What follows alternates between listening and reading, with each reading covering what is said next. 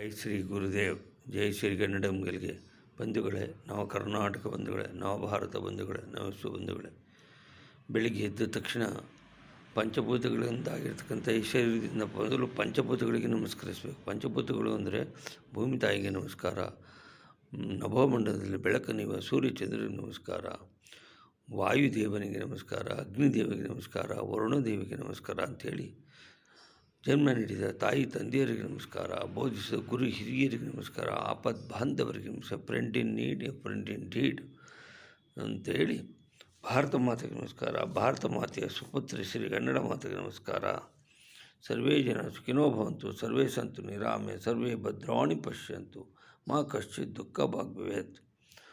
ಸರ್ವಸ್ತರತು ದುರ್ಗಾಣಿ ಸರ್ವಭದ್ರಾಣಿ ಪಶ್ಯಂತು, ಸರ್ವ ಸದ್ಬುದ್ಧಿ ಮಾಪ್ನೋತು, ಸರ್ವತ್ರ ನಂದತು. ಅಮ್ಮ ದುರ್ಗೆ ಎಲ್ರಿಗೂ ಆಯುರಾರೋಗ್ಯವನ್ನು ಕೊಟ್ಟು ಸದ್ಬುದ್ಧಿಯನ್ನು ಕೊಟ್ಟು ಸನ್ಮಂಗಳನ್ನು ಉಂಟು ಮಾಡು ಅಂತ ಇದರ ಅರ್ಥ. ಮತ್ತು ರಾಷ್ಟ್ರಕವಿ ಕುವೆಂಪು ಅವರು ಹೇಳಿದಾಗೆ, ನೀನು ಬೆಳೆದರೆ ನಾನು ಬೆಳೆವೆನು, ನೀನು ಹೊಳೆದರೆ ನಾನು ಹೊಳೆವೆನು, ನನ್ನ ಹಣದ ಹಣವು ನೀನೆ, ನನ್ನ ಮರಣದ ಮರಣವು ನೀನೆ, ತನುವು ನಿನ್ನದು ಮನವು ನಿನ್ನದು, ನನ್ನ ಜೀವನ ಧನವು ನಿನ್ನದು, ನಾನು ನಿನ್ನವನೆಂಬ ಹೆಮ್ಮೆಯ ತೃಣವು ಮಾತ್ರವೇ ನನ್ನದು. ತ್ವಮೇವ ಮಾತಾ ಚ ಪಿತಾ ತ್ವಮೇವ, ತ್ವಮೇವ ಬಂಧು ಸಖಾ ತ್ವಮೇವ, ತ್ವಮೇವ ವಿದ್ಯಾ ದ್ರವಿಣಂ ತ್ವಮೇವ, ತ್ವಮೇವ ಸರ್ವಂ ಮಮ ದೇವದೇವಾಃ.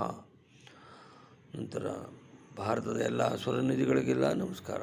ಗಂಗಾ, ಬ್ರಹ್ಮಪುತ್ರ, ಯಮುನಾ, ಕೃಷ್ಣ, ಗೋದಾವರಿ, ತುಂಗಭದ್ರಾ, ಕಾವೇರಿ, ಶರಾವತಿ, ಸಿಂಧು, ಸುರಗಂಗೇರಿ ಎಲ್ರಿಗೂ ನಮಸ್ಕಾರ. ಉತ್ತರದ ಹಿಮಾಲಯಕ್ಕೆ, ಮೇಘಾಲಯಕ್ಕೆ ನಮಸ್ಕಾರ. ದಕ್ಷಿಣದ ಪಶ್ಚಿಮ ಘಟ್ಟಗಳಿಗೆ, ಸಹ್ಯಾದ್ರಿ ಲಹರಿಗಳಿಗೆಲ್ಲ ನಮಸ್ಕಾರ. ಮಧ್ಯ ಭಾರತದ ವಿಂಧ್ಯ ಪರ್ವತಗಳಿಗೆಲ್ಲ ನಮಸ್ಕಾರ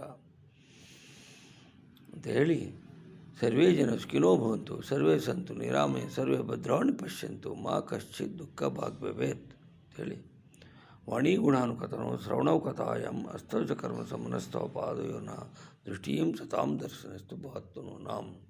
ನನ್ನ ವಾಣಿಯು ನಿನ್ನ ಗುಣಗಾನ ಮಾಡ್ತಾ ಇರಲಿ, ನನ್ನ ಕಿವಿಗಳು ನಿನ್ನ ಕಥೆಯನ್ನು ಕೇಳ್ತಾ ಇರಲಿ, ನನ್ನ ಮನಸ್ಸು ನಿನ್ನ ಪಾದ ಕಮ್ಮಲಿಗಳಲ್ಲಿ ನಿಂತು, ನನ್ನ ಕೈಗಳು ನಿನ್ನ ಕೆಲಸದಲ್ಲಿ ನಿರತವಾಗಿರಲಿ, ನನ್ನ ದೃಷ್ಟಿಯು ನೀನಂಥ ದೇಹಪ್ರಾಯರಾದ ಸಜ್ಜನರಲ್ಲಿ ನಿರತವಾಗಿರಲಿ ಅಂತ ಅರ್ಥ.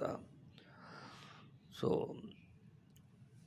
ಇದನ್ನು ಕೇಳಿದವರಿಗೆಲ್ಲ ಅನಂತ ಧನ್ಯವಾದಗಳು. ನನ್ನ ಹೆಸರು ಕೆಂಪೇಗೌಡ ಮಾರ್ತಿನಹಳ್ಳಿ, ನಿವೃತ್ತ ರಸಾಯನಜ್ಞ, ಭಾರತೀಯ ಭೂವಿಜ್ಞಾನ ಸರ್ವೇಕ್ಷಣಾ ಇಲಾಖೆ, ಬೆಂಗಳೂರು. Thank you.